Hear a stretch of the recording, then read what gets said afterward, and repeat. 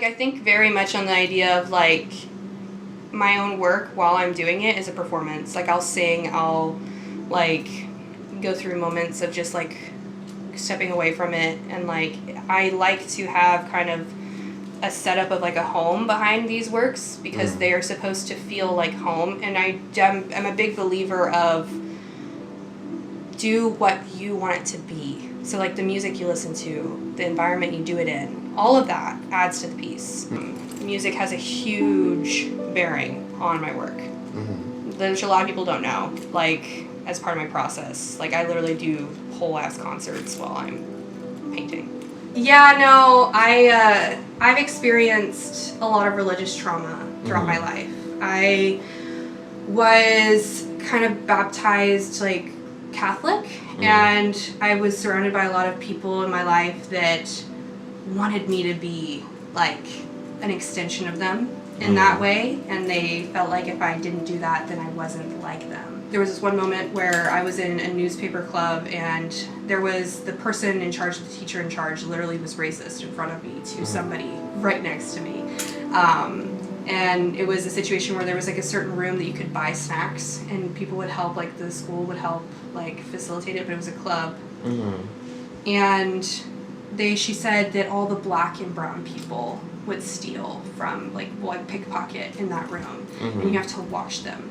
And she said that, like, openly? And openly in front of the entire class, and I was sitting there, and, like, there was this girl who was next to me who I was friends with, and her name was Ashanti, and she was black, and she was right next to her. And she said that right in front of her, and she tried to say something, and she interrupted her, and I was like, no, you don't get to get away with that.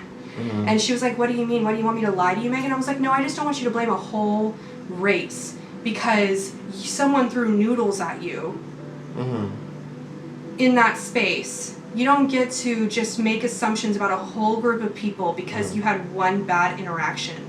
And then I literally told her, I was like, well, I guess, like, Hitler would have said the same thing. And she got so quiet, and I got reported to the principal for that. And the principal looked at me, saw that I was white, and says, what do you expect me to do here? And I was like, your job. Do you want me to do it? I think you can see that a lot in my work. It's just, like, this urge just to explain those feelings that I feel like I didn't get to articulate my whole life in the way that was helpful. Like, I was only fighting for myself. I wasn't ever fighting for anybody else. And when Roe got overturned, I realized I couldn't do that anymore. You're getting into this space where men are like, well, what do I do? What does that mean for me? What is my next step? How do I stay a man? Yeah, or how do I be respected still? Because that's always tied in with respect, is you have to earn it through these acts of service. And it's almost, in a really crazy way, like, when you think about the systemicness of it, it feels like slavery. Everybody is enslaved within these gender norms. And if they get out of line, they're immediately punished for it in some kind of way. You're talking about, like, right and wrong and, like, who decides that, and it's like there has to be a common place of understanding right and wrong for that to work. And when you're dealing with people that are given power and influence over others, whether that be money or gender or whatever, they're given almost a free pass, and then they never learn. They're never challenged. And I was constantly challenged, and I think it was one of those things where it was awful of an experience to constantly be pushed down, and the only thing being you to push yourself back up. There's so many people, I think, that I know in my life that were pushed down so much that they stayed there. And they look at me and they're like, how did you do it? And I was just like, I don't know. It was just something about myself that I just refused to do it. I refused to be pushed down and stay there. And it got me in a lot of trouble. But at the same token, I live every day knowing that my past self, I did her right every single day. Like, there's not one bit of regret I have besides maybe even going further. And it got to the point where it facilitated an attack that happened while I was on a bus, and I was late to lacrosse practice, and I left the bathroom after changing, and I was grabbed, and I fought my way out, and I ended up having hyperventilation, like a panic attack, running around after I had left that situation. Didn't even remember what I did to get out of it, but my clothes were all messed up, and I was bleeding, and they sent an ambulance, and until the ambulance picked me up, everybody thought I was faking it. And when you go through something like that, where it's literally like you go back to school after that, and everybody's looking at you like you're insane, like you made up this story when there's literally injuries, it's crazy.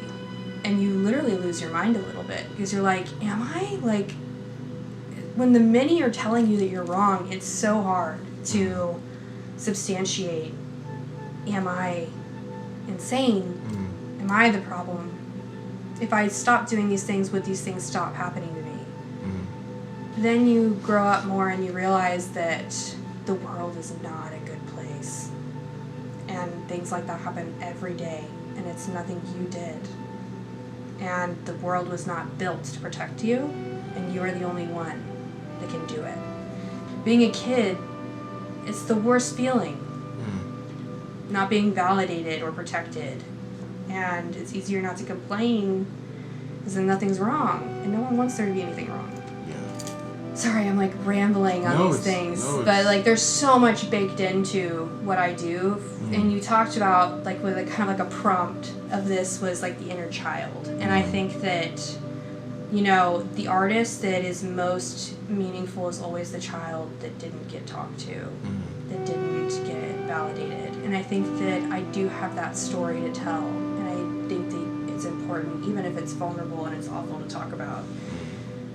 It's important to talk about it, you know. Yeah, I'm a bit of a book hoarder. I was born dyslexic, incredibly so. When I looked at a page, all the letters would move around, and people thought I was stupid. I couldn't read until middle school, like a real book, like fully. My granddad, who was like a father to me, he's the one that helped me read Frankenstein for the first time. You know, when you're in this monstered perspective, you might not be a monster. You might just be this thing that no one understands. And reading about this person that no one understood and that was like belittled for being different, I felt such a kinship with that character that it forced me to want to read it. After he passed away... The author? No, my grandfather. It was right after that book. And he told me knowledge is power, and stories are power, because then you know from those stories what to do and what not to do. And they make you feel human. I think that reading other people's experiences is so important. And I also think that's why they've been like the biggest weapon to like a lot of regimes. I actually did a piece like behind you that's like talks on that, if you want. This one. So that one's called TV Dinner, and it's basically a painting that's supposed to represent this like woman in her house, like at night, watching a movie and reading books. And what's going on is actually multiple stories happening that are affecting her, and you don't even see her. It's just like her feet on a table. And basically what's happening is there's 3 books on the table and then 1 movie. There's Of Mice and Men, Moby Dick, and Frankenstein. And those books are just resting like on the coffee table. And then the movie is The Irishman. I want to like an accolade for that movie that literally had the least running time of women speaking but being seen in a frame ever. Wow. Yeah, and that's like a current movie, and you know, they like were like saying, oh, it's such a good movie because it fights against the diversity pushes for movies now, where they're like saying like different awards they don't qualify if they don't have a certain number of like, you know, gender or culture representation, like race representation. And they were like, oh, like Robert De Niro was like, yeah, we actually made like a traditional movie. We didn't care what they thought, you know. And it was like, I love the validity of that. Like, I do agree that sometimes the idea of quote-unquote wokeness, it scares people because they feel like they're constrained to certain narratives that they have no understanding of. Which is like, okay, well then those voices should allow themselves to create those stories. You shouldn't create them if you don't know anything about them. That's okay. But creating a movie like that literally was proudly only I think it was 4 or 5 words spoken by the woman, and what she was singing. There was a woman in frame, but they were just this accessory piece next to these male characters. That's my whole life. I've seen those movies my whole life where the woman was some kind of stepping stone to the male success. And I never really saw those movies. The only movie that really hit that for me was Mulan. And that was a big movie for me as a kid that I loved. And then Princess Jasmine, I loved her because she had a tiger that she literally would force on suitors that would try and harass her. And I was like, that must be nice. She came to say hi to him and he killed her on accident. And then it ruined their lives. And that's the book that I was being given. I love that you asked that question because it's actually been something I've been struggling with. And I think that it's important for artists to have the understanding that it's not going to feel good all the time when you see other artwork in a space that you've always wanted to speak on your important story. I hate when people call me a feminist artist because it's I'm just a woman artist, but you put me in this little thing I'm advocating for women, yes, but it's really easy to write me off as not just an artist when you say I'm a feminist artist. I'm an artist creating from my experience just like any other male counterpart. Contemporary art is about that. It's about challenging it. You go to a time within your head that's not that moment, and it'll push you into rethinking it. It'll push you into feeling it again. Maybe it's something you didn't want to feel, but it's going to make you do that. It's going to make you face that humanity in a way that's impactful, and it helps people. I think that for me personally, I do get frustrated, and I have to kind of talk myself down from the ledge of destroy the canvases. For instance, there's this piece that happened recently. It was all over the news of a guy that sold an invisible sculpture for $17,000 or something crazy like that. I don't even remember the price. It was just something crazy that I'm just oh, that must be so awesome. Because I'll be lucky if these bigger pieces probably sell for $6,000. And to me, they speak on something so important that they should be worth that. But for an invisible piece that's being used to literally launder money, it's conceptual art is great, but does it serve a purpose? I feel like it spits in the face of artists that work so hard to create with an intention, like you were talking about earlier. You can see the intention when it's not there, or what intention is happening that's not for art. Even the trend of how a lot of our people that we look back now, Picasso, people, whenever they were actually artists, their work wasn't talked about as much as it is now because people didn't realize the significance of their work at that time. And it's kind of a sad thing because it's just there's going to be so many people out of 2024 that it'd be 2050 and people would be oh my God, did you know what that person was doing? But that person they're speaking about might be dead. No, it's awful. I literally have to wrestle with myself every single time I create a piece. Sometimes I have to take breaks because I realize that the very real thing that could be happening to me is this work is only going to be worth something when I'm dead. Yeah. That there's so many artists right now that are doing great work that'll never be seen. The world is big. I can't be the only artist making important work that's not in a show or not in the news or not in a book or it's one of those things where I think the most noblest thing is to be an artist, and the reason why is because we go into it not with the idea of making a lot of money or really doing anything. We're not curing cancer, we're not doing anything, but we're trying to remind people that they're human beings. That is not easy, especially in today with technology and the social context that we're within, you know, the government context that we're within, it's so hard to remind people that we're human beings. Mm-hmm. We're not automatons. We're not computers. We're people. Mm-hmm. And we feel deeply. And when you forget those things, it's a lot easier to commit really awful atrocities. And that's been seen throughout history. I don't even need to defend that. No, the other is such a thing that is being used as like a weapon in today's information pipeline is the other.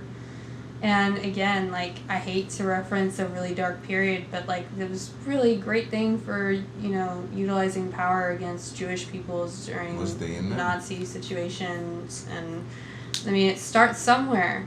It starts with the dumbing down of like the culture where people are less connected to real history and real information, and they're subdued by this dopamine high of just wanting to escape from these really awful things that are happening.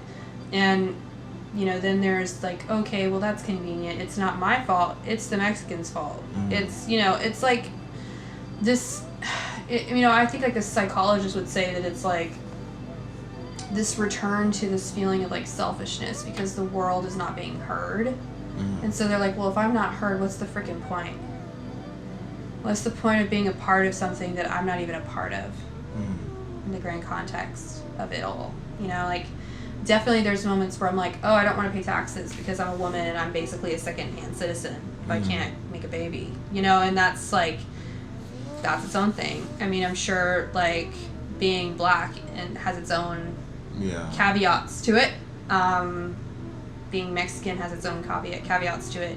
There's so many different interdisciplinary, like, you know, issues of like intersexuality, you know, and like, you know, intersectionality, of like, I'm a woman but I'm white and I will never experience anything else than that.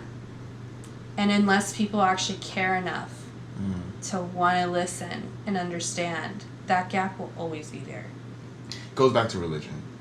You know, I would always tell my parents, stop blaming the devil for your choices. Oh my God, Stop blaming something. Like, you can't, I think that was the one thing, because I grew up Pentecostal, my parents were pastors. My mom is the prayer minister. Like, you know, it's very harping all the time, but I was kind of like, I came to a point, and I ended up going to the East, right, to India and all these different places, and really just being happy with the fact that it was my fault.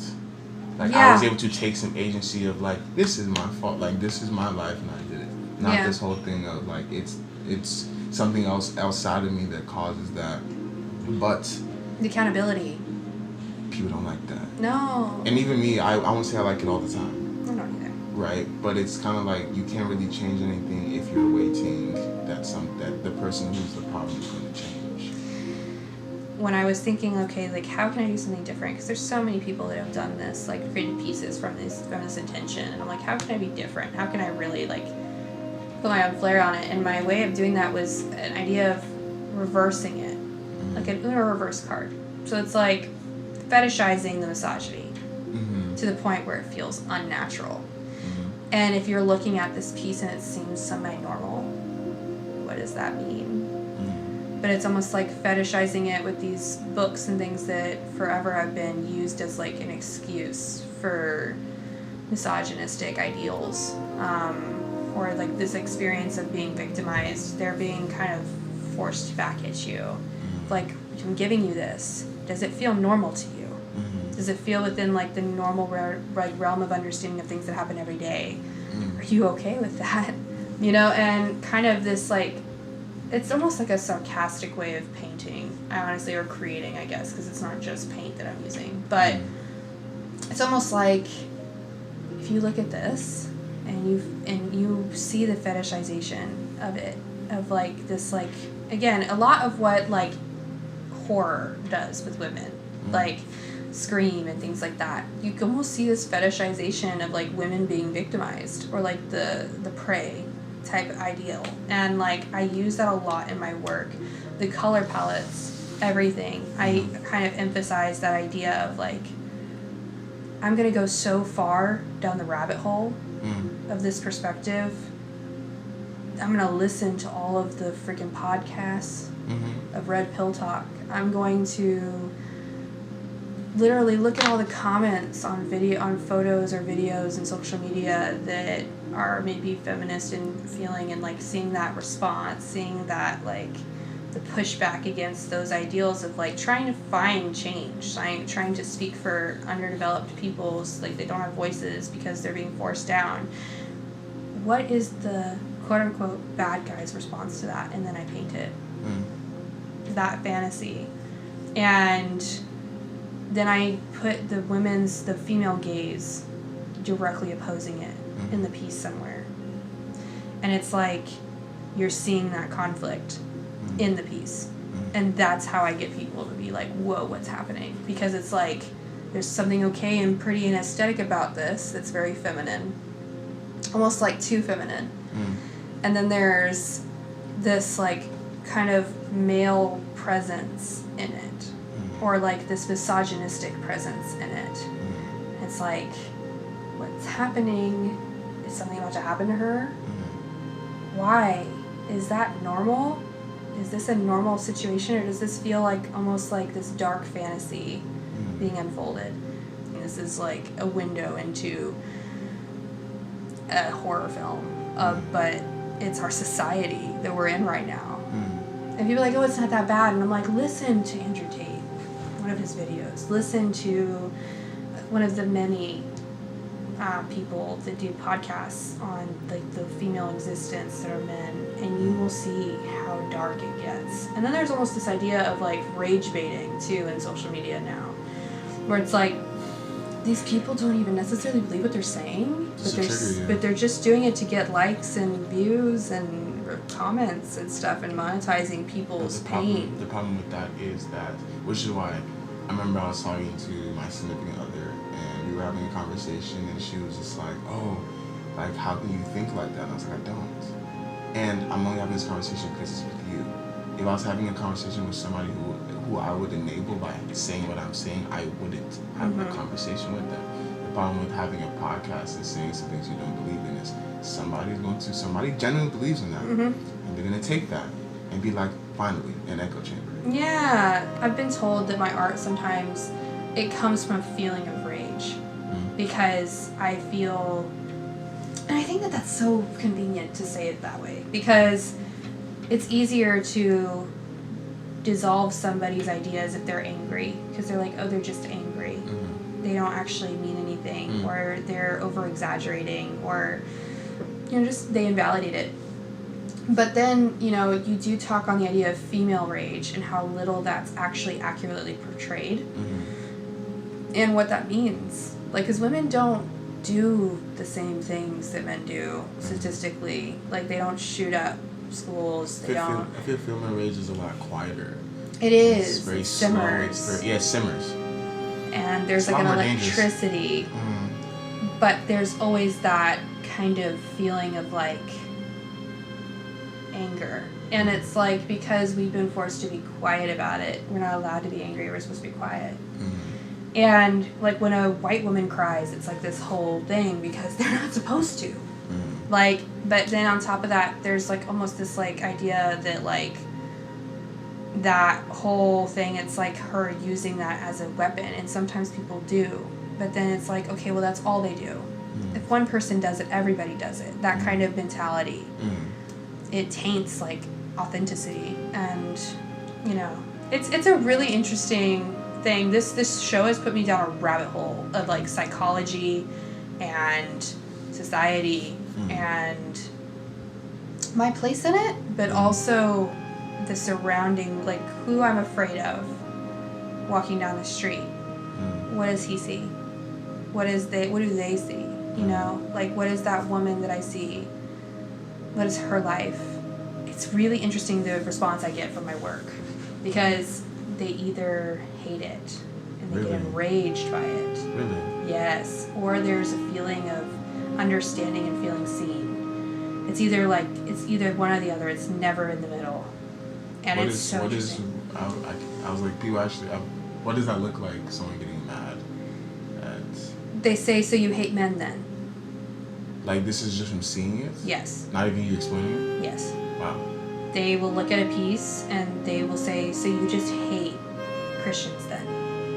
They'll look at that and they'll black and white it so hard that they don't see the conversation. And it's from a feeling, I think, of defensiveness, that they feel so protective of this institution that they're living in because they feel like it benefits them. And then they are like, what do you mean? Like, people are getting hurt by that? Because they don't want anyone to get hurt. If you're a normal person, the idea of someone getting hurt or invalidated or punished is awful. But even that price tag on anything, it is insulting to people. They don't want to hear it. They don't want to think of it like that. They're like, oh, this is not true, you know, and they get violently possessive over it. And they're like, this is mine, and you're insulting me by talking on this. I've gotten that too with that piece behind you that I did. And it was more like a study. I kind of want to like go further with it. But it's like supposed to be Lilith in the garden. And Lilith was this really interesting character to me because she was like Adam's first wife, right? And then like she was like the mother of all demons. And when you read this story, her story is like hasn't really been changed much since like Mesopotamian era. But it's like literally she was put into this position. She was told to submit to Adam, do whatever he wanted, basically. She was just there for him and no one else. And she said no. And she escaped the garden. And it's like interesting because the words used are so specific. Escape references fear and violence. Like when we think escape, we think like Jewish people escaping the Nazis, black people escaping like violent people. Like we're thinking like literally like this, I have to go. There is nowhere else for me. And they use these words in this story. And it's like she escapes the garden, she meets some like the devil or whatever, and she has babies, like these children of demons, and she loves them. And God threatens their lives and says, I'm going to kill them all if you do not go and return to the garden. And when she returns, Eve's there. And she was literally like thrust into this position of being victimized and then also then demonized at the same time. Literally. Like the first reference of like demonization of like a female character almost in like a religion. Like that kind of antithesis. She was the first story of that. And it was like, is no one worried about her? Also, some of the stories talk about like sexual aspects of that. Like she was supposed to submit sexually to him. So then there's like even like an element of almost like rape, and like it's like it gets darker the more you untangle like the word choices, the translation choices of it. She's a victim. She is surviving. You don't know what she looked like when she escaped.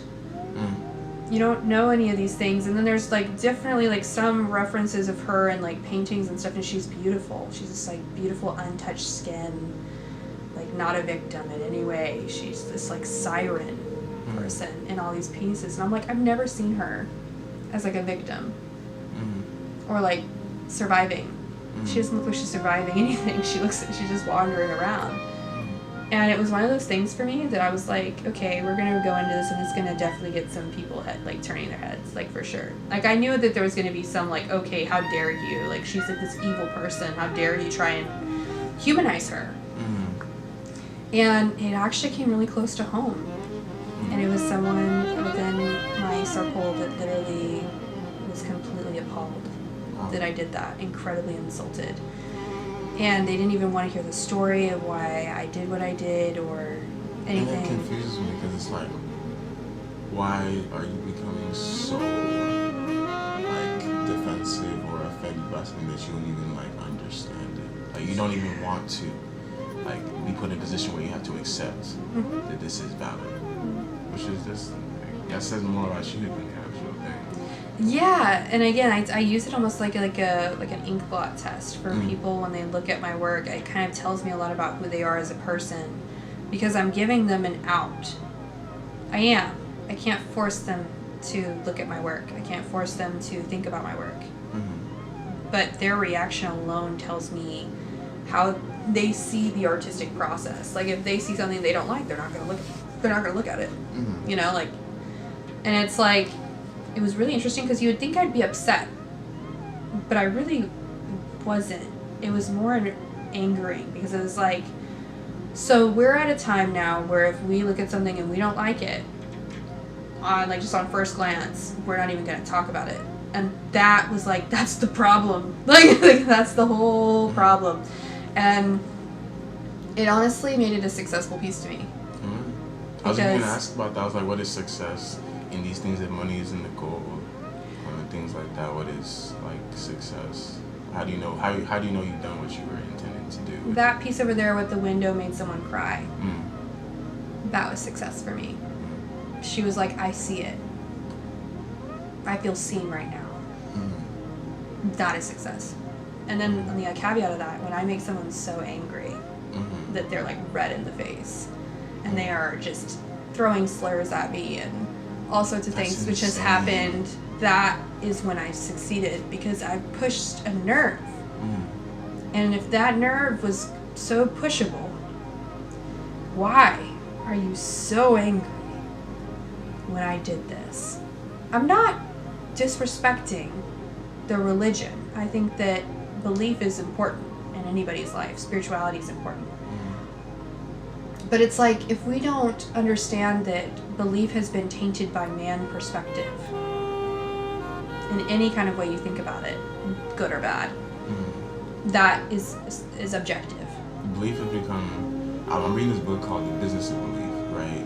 And it's just about how belief is more of a, well, it kind of made me think that belief is more of an individual thing. Mm-hmm. And my push against religion or any organized call to belief is that it's automatically dogmatic, and it's asking you not to think for yourself. Even the Buddha, it was just like he literally told all of his followers, I am not a god. Like, I'm not a god. Like leave me. And like, if anybody says anything, if I say something you don't think is true, don't believe it. You know. Yeah, the absence of force in religion is when it's the most helpful. Mm-hmm. I actually, again, like with my religious trauma, I went on a whole whirlwind exploration of all these different religions, and Buddhism to me was more of a lifestyle, of a way of thinking than a religion itself in a lot of ways, because it just gave you the freedom to think about things and to think about yourself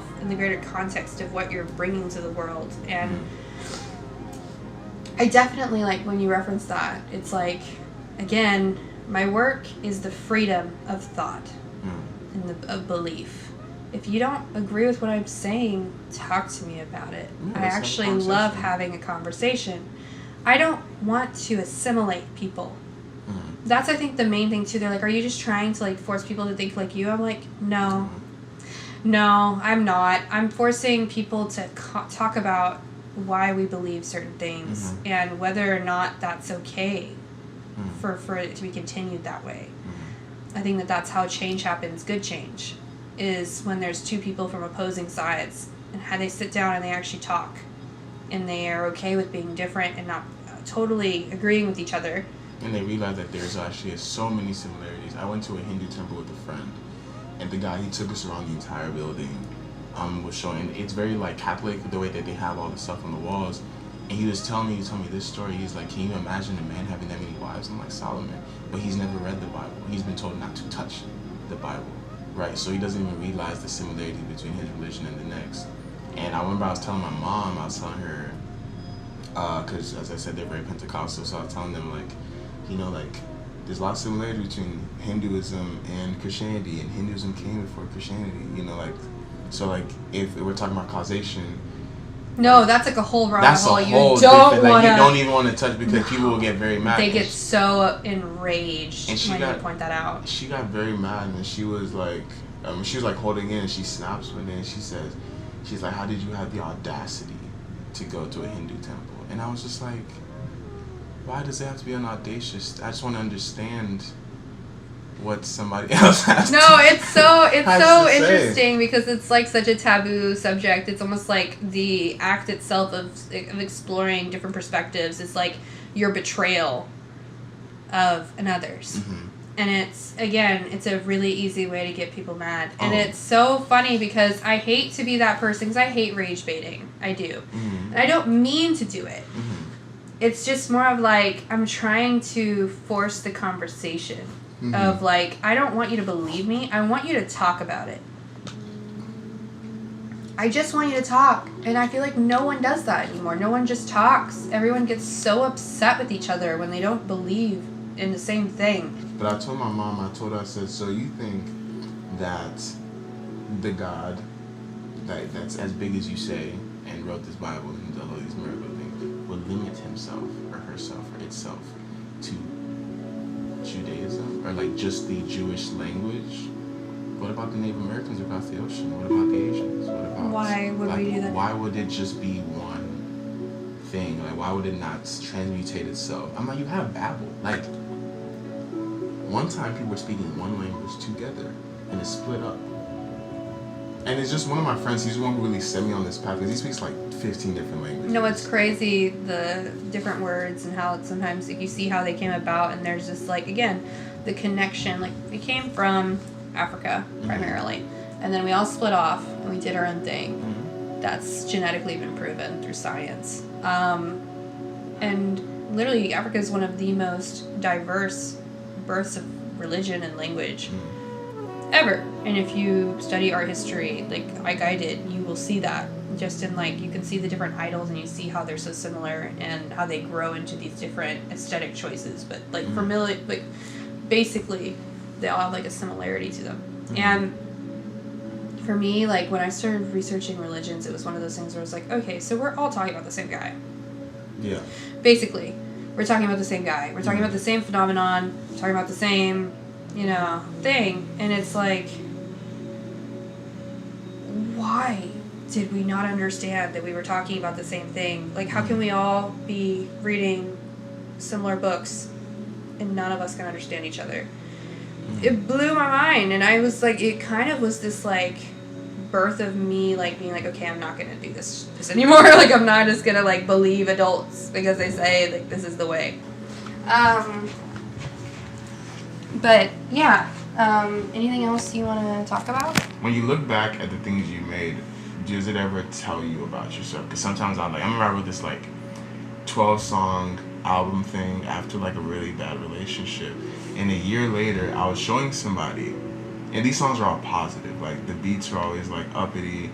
And I'm listening back to it while this person's listening to it, which also, I wonder how that's for you whenever you do actually do a show for the first time and have people looking at it, and you're behind them, how that affects you. That's another question.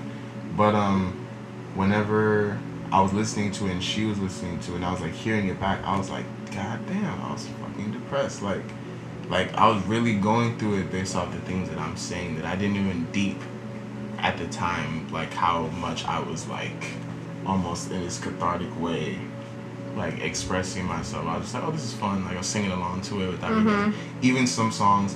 There's a song called like I Don't Feel Like Falling in Love, and that's what the chorus is saying. And the person I was dating at the time, that was her favorite song. And in the song, I'm literally asking like, does she really like me, or is she just lusting after me? And that's her favorite song. And it's just so funny. It's interesting. Yeah, no, I totally get what you mean. For me, it was, I did a show a while back called Me Illustrated, and it was right when I was getting back from being ill, when I had the seizure, and it was like literally this like mortality moment. Like I just realized I was like, I could go at any moment. And then I changed my major, and I like literally like just, I don't know, it freed me from the idea of like caring what other people thought. I was in biology before that, and I realized that I had all of this trauma that I had never really talked about or touched in a really long time. I had created this like boundary for myself of how far in my mind I could go before I'd hit something that was this obstacle of like pain.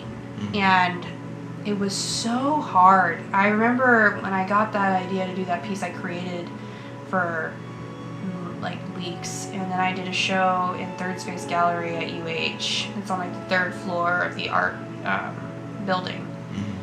And it was literally talking about like dark parts of my life And I literally, the way I installed it is I did like this string of photos of myself of how much I had changed since a kid. And it was so crazy because you think of trauma and you think like, oh, it's so hard and like, you know, but a lot of people don't know. You could see I was reinventing myself every year because I was trying to run from those feelings. And you could see it in my work as well. But the way I had created the space is like, it was almost like a space like this, and then all the paintings, and then I had done poetry and short essays, short stories on each of the pieces, and it was like talking about like sexual harassment, talking about learning disabilities, like learning about my health problems, realizing that I was, you know, bi.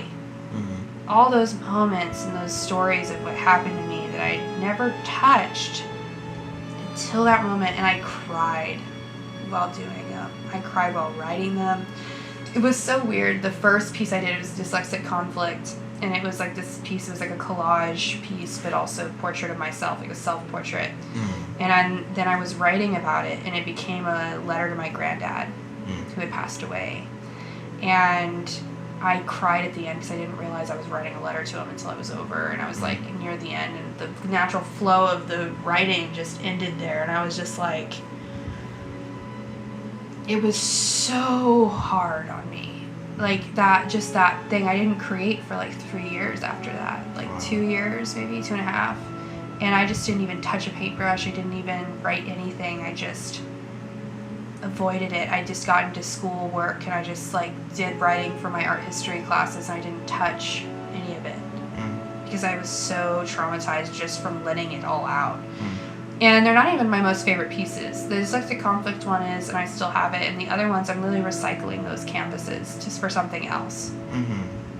And they're like one of the most like powerful moments I think for me as an artist is like that show, because it literally had all these dark, hard stories about myself, and all these people are there, and it's like a post on my Instagram at the very bottom almost, you can see it, but there are like all these people looking at my work, and I left a note card thingy at the end, you know, for people to write me, and then just like some of them were like, I'm so sorry, you know, and like, and then there was this one I got, a man or some kind of boy, he wrote his name down on his card, and it was a front to back of him telling me how he was thinking of killing himself, and he walked by my show, and he went in, and he left feeling seen, and he didn't want to do it anymore, and he was thanking me for that.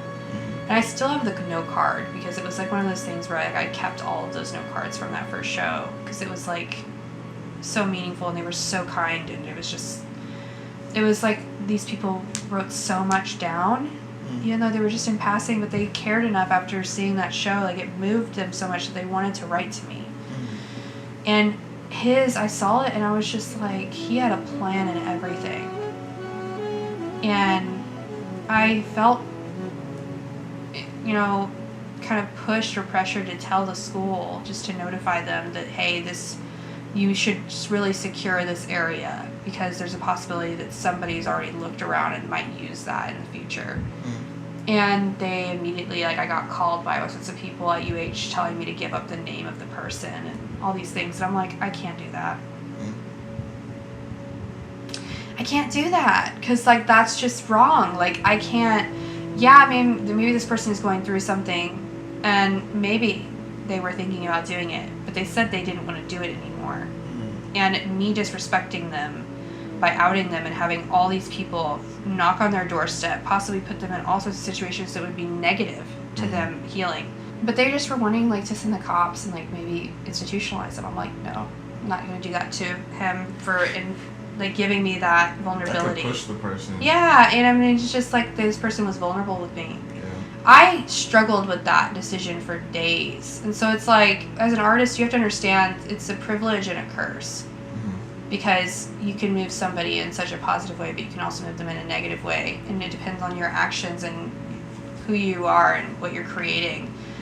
My work is always triggering. I don't think I can create a piece that's just aesthetic, personally. I don't think I could do that. But you have to understand when you're creating is that there's consequences to talking about certain things in a certain way. And there's a reason why they're being avoided. Yeah, and you have to be aware and patient with people, because sometimes if you're creating something so loud, it's going to get a loud reaction, both positive, negative, anything. Seeing those reactions of people, feeling empathy for me in my situation was so weird and out of body experience for me. It's almost like I wrote all these things down and I painted all these things and they were no longer a part of me anymore because I had given them a home somewhere else. And when I was done with the show, I packed them all up and it was over. And those things no longer could hurt me, they could only make me grow. I think anybody who's struggling with something should create work from it. I think that it's freeing and it's cathartic and therapeutic. I think there's a reason why art therapy has got such a great success rate, is because it gives it a home away from you that you can look at it and learn from it without it hurting you anymore. I think that if people did that more often and were more aware of their feelings, then things wouldn't happen the way they do. But then there is a weirdness to it. You like almost get this, like you create, like I looked back on those pieces because I had to look through my storage unit and I was like, dude, I was raw here in a way that I have never seen anyone in the art world be raw, except a couple of people. And that says a lot, right? Because it's not, no one wants to hang that in their house. You know, it's not about that. Sometimes art isn't about selling. And I think that the world itself is so not supportive of artists that that's why sometimes they sell out. And I think that that's like the saddest part, is you see an artist, like I knew somebody, I'm not going to name drop them or anything, but I saw somebody who was like actually creating like really great work.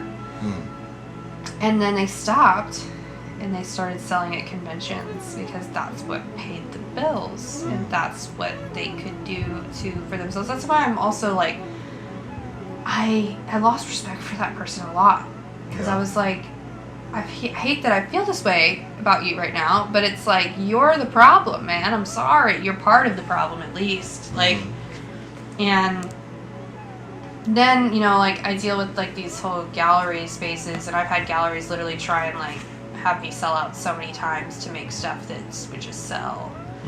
And it's like, that's not my job here. I'm sorry, but I'm not going to do that, and I'm not going to make you price my work to ridiculous amounts and then commission it so that you get all this money because you're trying to benefit off of selling my work for a ridiculous amount to somebody who's probably going to store it somewhere to launder money and sell it later when I'm dead and it's probably worth way more money. Like, that's kind of like, think the artist thing. Like, Banksy did something hilarious. I don't know if you remember, but he like shredded a piece because he gave it to a friend and then they tried to sell it. His friend tried to sell it and he's like, that wasn't what that was for. Delete. And it was like shredded live and then it was still sold and I was just like, I mean, because I feel like, as you say, it's experience, so there's still art there, right? The fact that it's half shredded, it's still a statement in itself. But it's like so frustrating. I assume Banksy and like other artists like them are probably like, y'all probably are still not gonna get the point. Like, you're still not gonna get it. Like, that my art is not meant to benefit people who have money. It's meant to benefit people who probably don't have money. And that's like a lot of, I think, what art speaks on is the othered, the poverty, the people that don't have much voices. That's when you see work that means more and is more historically like accurate to me. Is art that is scary, art that like the Scream, like, you know, like, I mean, there's like, it looks a little bit uncomfortable. Yeah, it pushes you. It's not supposed to comfort you all the time. It's supposed to push you as well. Like, there's some of my work that I think are very comforting to look at, and then there's others that I'm just like, yeah, that's supposed to make you feel something, you know? And I'm not going to make the comfy stuff all the time. That would be boring. And it would be completely unuseful. But yeah, and then as far as like, speaking on that other part of your question for like gallery spaces and things, honestly, I think that's part of why I'm scared to apply and actually finish some of these is I know that the next step is that. I know that the next step is the putting it on display and having people pick it apart and when it's something that feels almost bigger than you, it's not just my story. When it was my story, it was easy.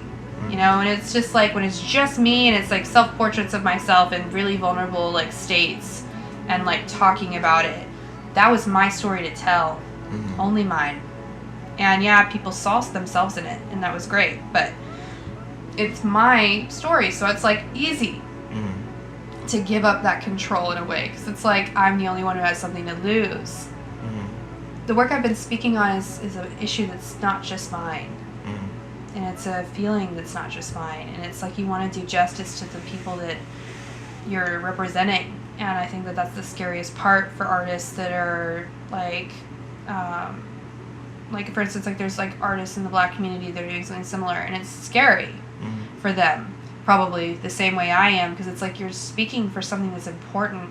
And that it affects a lot of people, not just yourself. So you want to do justice to it. It's a lot of pressure. And I'm almost like getting to that point where I'm like, I'm just going to push through, I'm going to do it.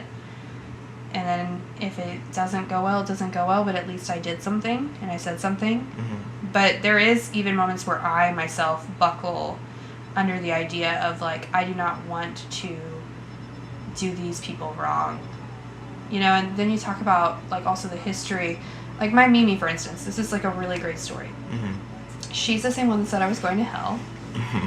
But she's also the same girl that was told she'd never amount to anything by her father and had 3 full ride scholarships, 1 to music school, 1 to art school, and 1 to hair school.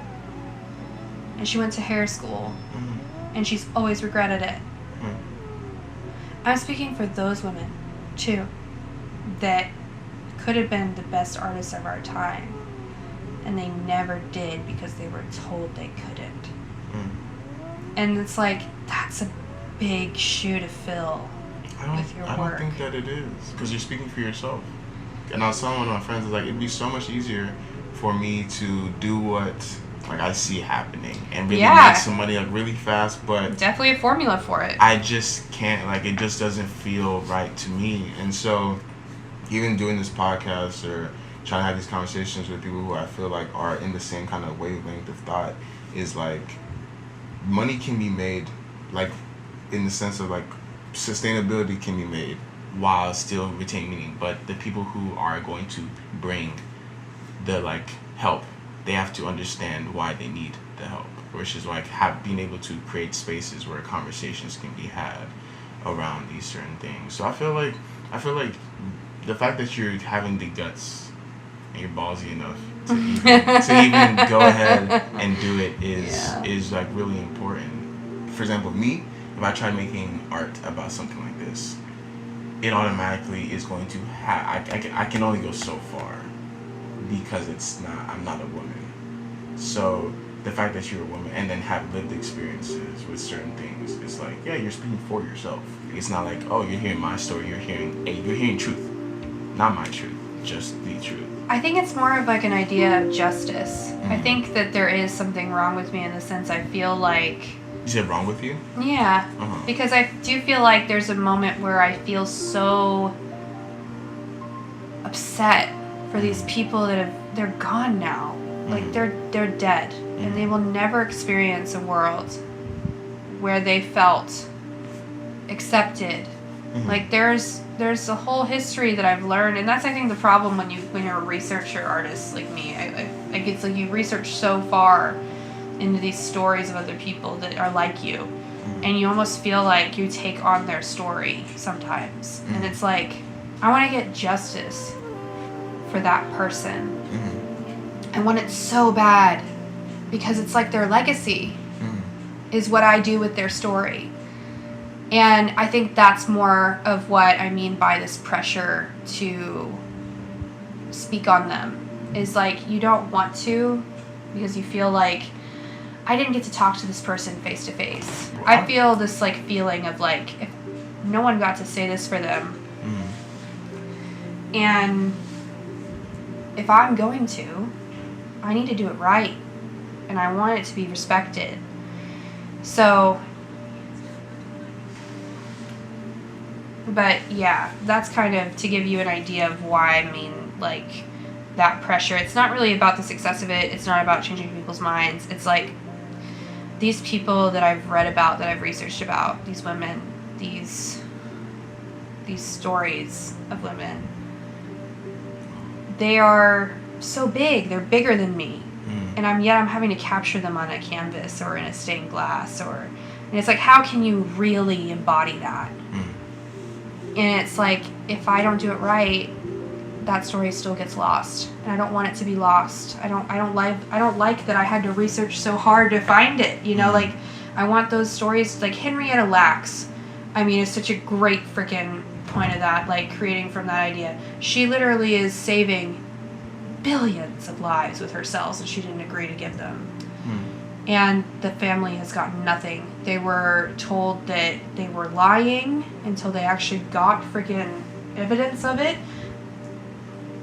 Some white person took some black woman's cells and then saved everybody, and she didn't get any of the accolades because it was against her will, and she had no idea, and she passed away due to cancer that they didn't even treat. That story means something. That woman meant something, and she wasn't treated like she meant something in real life. How am I supposed to give her that justice as an artist who's speaking maybe on her story? It's such more complicated thing when you're talking from somebody who's not here anymore, and you're talking from that experience that you're getting inspiration from. It's like not just a story anymore. It's a person and a legacy. And I think that when you're an artist and you're creating in that sense, you have to be very careful with the way you do it, especially because I tell you, like, I'm fetishizing almost the misogyny of it. There's some moments where even some people are like, this is a little bit insulting, and I'm like, yeah, it is. And that's what happened. Am I supposed to just not picture it like it happened? And they're like, yeah, but you're like exacerbating it with like the way you rendered it. And I'm like, no, it was that serious for her too. And it's, again, you get this pushback of like, there's no way it could be this bad. I'm like, you would be surprised if you looked around a little. So that's what I mean, if that makes sense. That makes sense.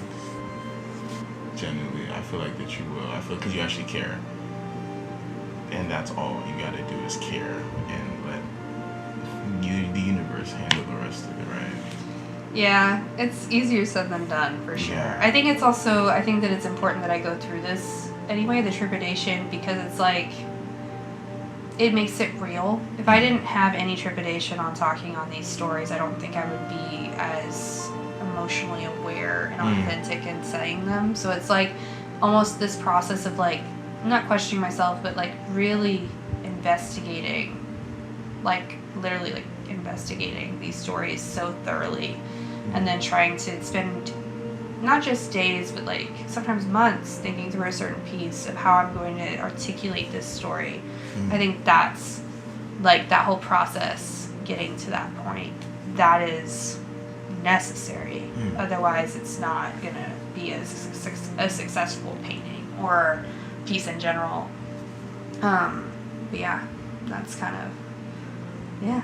What does the future look like for you that you would say like, okay, all I'm doing added up to something?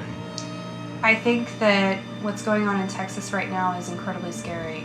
And I think that it's probably one of the most redactive points in history, and not just Texas, but other places as well. I think that a world that I see, like you're talking about, would probably be where men and women can actually be together in a space without there being the fear. Like, that's my dream. That's when I, like, literally, if I could look back and be there for that moment, that's when I know. I think the worst part about mine is that I'll probably never see that in my lifetime. I'm only one person. And my goal going forward with my work is I plan on finishing these pieces. I plan on literally sending them everywhere. Everywhere. Any gallery that will take me, I plan on doing. Any show that I plan on, like, I get accepted to, I'm doing. And when I look back, the amount of shows should exceed the years I've lived. and that's when I've done what I'm supposed to do. And that's all I can do. Everything else is the universe's job. Right. So I think one of those things is I would love to have a big show, especially in Texas, in Houston specifically, because I feel like Houston is such a diverse place, and it's so full of all these different people that I think are representative of really a lot of places. And I'd want to have a huge show, like in Lawndale or Cam, and I'd want to literally have it be bed and breakfast, like the entire place. And just have you go into each room and you're literally walking into somebody's bedroom. And that's my dream. It's like literally such an extensive show that you walk in and it's an immersive experience for you. Yeah. And you walk out feeling different. Like, whether that's good, different, bad, different. Whether you had to hold yourself from tearing the room apart. Yeah, or crying or anything like that. Like, that's my dream. And I think that that's what I'll do. Such a big deal of change and positive, effect. I think that if I can do that in the next 3 years, I'm giving myself a deadline. Okay. So I put this down. It's in writing almost. It's been recorded.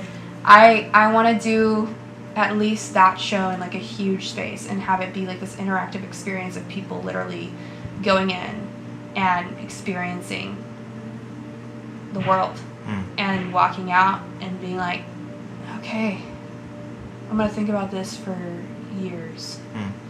And then that's when change happens. Is those years they're going to think, and they're going to think back to my piece. They're going to see the eyes of my portraits, and they're going to feel something other than just themselves. And that's going to be success for me. That's going to be my dream, is that. Yeah, I think that, like, as an artist, I'd want to, like, I'm literally, it's so funny. Artists are cheaters.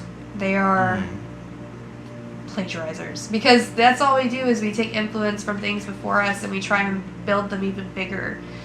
If somebody could take what I did and build it even bigger, that would be amazing. That'd be so cool. Into a play or something. Yeah, like, or maybe even to another show, like an artist does their own rendition of it, or like something like that. Like if someone else took what I did, and copied it in some kind of way, took inspiration and moved it forward. That would be crazy. I would think that was the coolest thing in the whole world. I literally got bed and breakfast idea from a show installation space called Woman House that was in the feminist art movement. And it was by the same feminist artist that wrote the book Why Have There Been No Great Women Artists, Shapiro, and a bunch of other women. And they literally bought a house with the California Institute's money and made an installation space out of it for performance for the entire community and art pieces and things. And I learned about that in history, and I was like, that would be really cool if I could do something like that. And then it just built. This has been like literally years in the making, honestly. If I think back to like the first beginning thoughts of it, I would think of me as a kid and wanting my art to feel like I was making people see me. And it's just like, when I succeed in this, it'll be my life's work up until this point, and then it'll mean that much to me. Yeah. Okay. Thank you so much for talking to me. I talk to you a lot. I'm hoping it doesn't get taken out of context or people don't freak out on you for putting it in here. No, I don't care for that.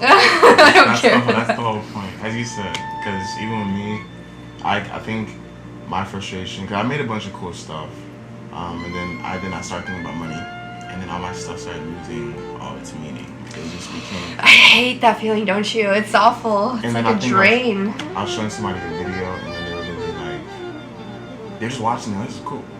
And I was like, on is a vomit. Because I was just like, cool. Yeah.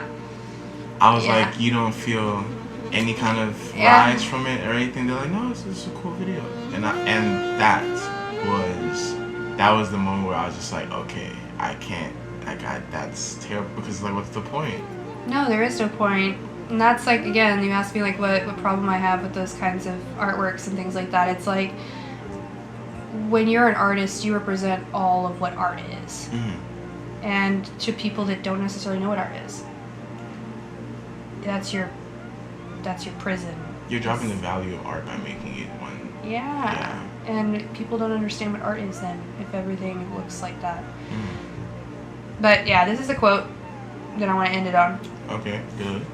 I want inspiration like stars in my vision, like explosions in my mind, creating a big bang in my soul that must birth art that heals just as much as it wages war.